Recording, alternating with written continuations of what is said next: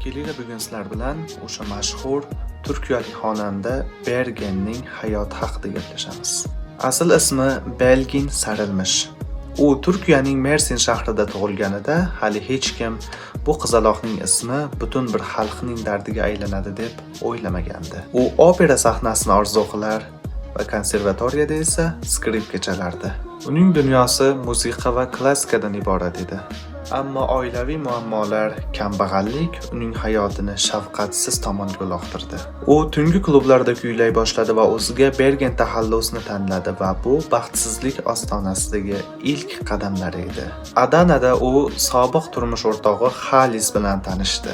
Halis Bergenni gullarga ko'mdi va har kuni uning sahnasiga kelardi va Bergen ham uni chin dildan sevib qoldi. Ammo nikohdan so'ng hamma narsa o'zgardi. Halis uni sahnadan va san'atdan butunlay mahrum qilmoqchi edi.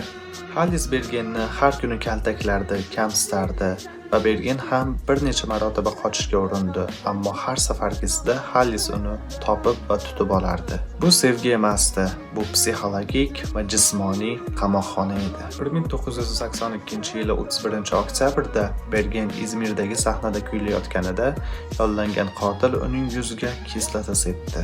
O'sha tunda uning go'zalligi erib ketdi va bir ko'zi ham butunlay ko'r bo'lib qoldi. Shifokorlar uni kuylolmaydi deyishgandi, ammo ular adashishgandi.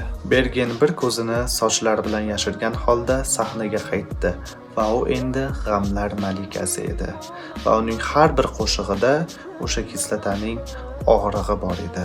Uning erkinligi uzoqqa cho'zilmadi va 1989-yilda u aynan o'sha inson eri Halis tomonidan 6 ta o'q bilan otib o'ldirildi. Eng dahshatlisi nima bilasizmi? Uning qotili bor yo'g'i 7 oy qamoqda o'tirdi.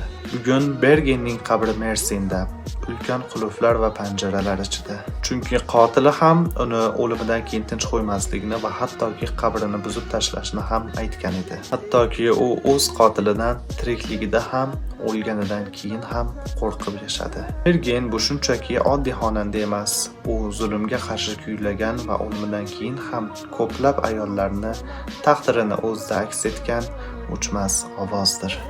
Agarda videom sizga yoqqan bo'lsa, like bosing va keyingi video nima haqida bo'lishini kommentariyada yozib qoldiring.